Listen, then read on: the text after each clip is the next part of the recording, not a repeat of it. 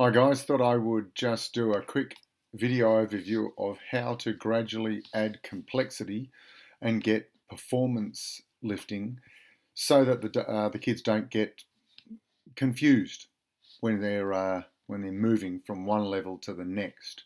So I've entitled this "How to Gradually Increase Performance," and my example technique is parrying a punch. So firstly, on the logos or however you like, just drill the left punch, then the right punch, then the left right, boxing combination number 2. And only then mix it up once the technique is good. Then teach the parry. So this is done in a dead drill where the person does his punch slow enough. So I do the punch slow enough so that my partner can get the hang of it.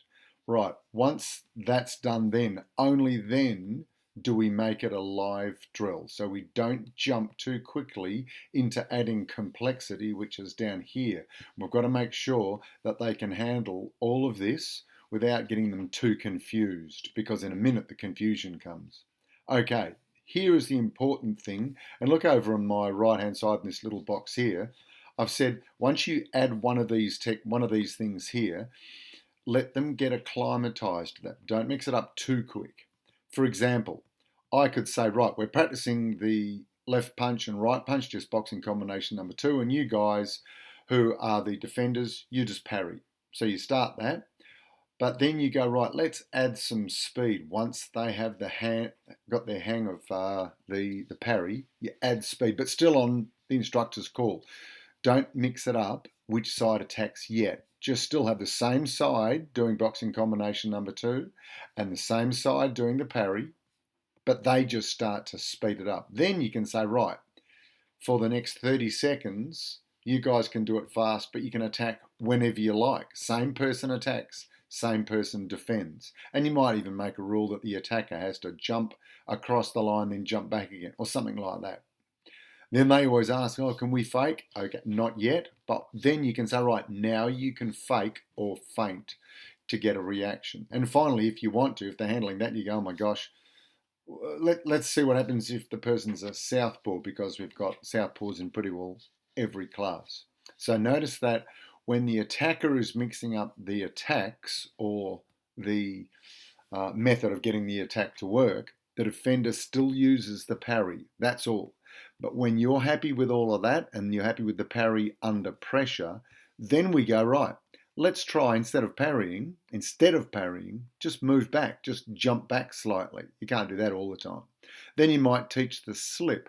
So you say, each time the attacker jumps in and does left-right punch, you can move back, or you can parry, or you can slip. And it's once they got the handle of those, then you might move to the next one. The cover up, where you just lift both hands up and you take it on the forearms. Then you might, once you've drilled that, hopefully it doesn't get too complex, then you can add something like, okay, instead of parrying and parrying, you do a left punch to the stomach as the opponent goes to do their boxing combination number 2. And of course the push kick as the opponent punches. So these moves here are techniques to be able to get your boxing combination number 2 to work. These techniques here are variations on your defensive aspects of boxing defense.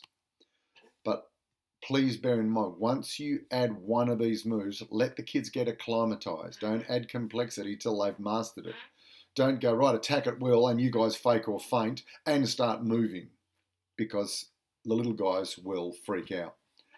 So this is just an overview of how to gradually increase performance, and I've just chosen parrying a punch. We could do this with leg checks, we could do it whatever we like.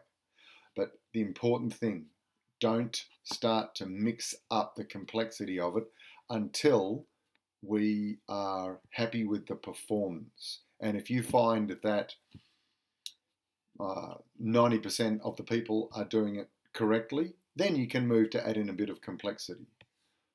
But if you find you add some complexity and the 90% performance level falls to like 50% of the students aren't doing it well, you've moved into this area, you've moved into the live drill too quick. And that's what I'm seeing we're doing occasionally nowadays. So we need to gradually make the drill live. Hope that helps.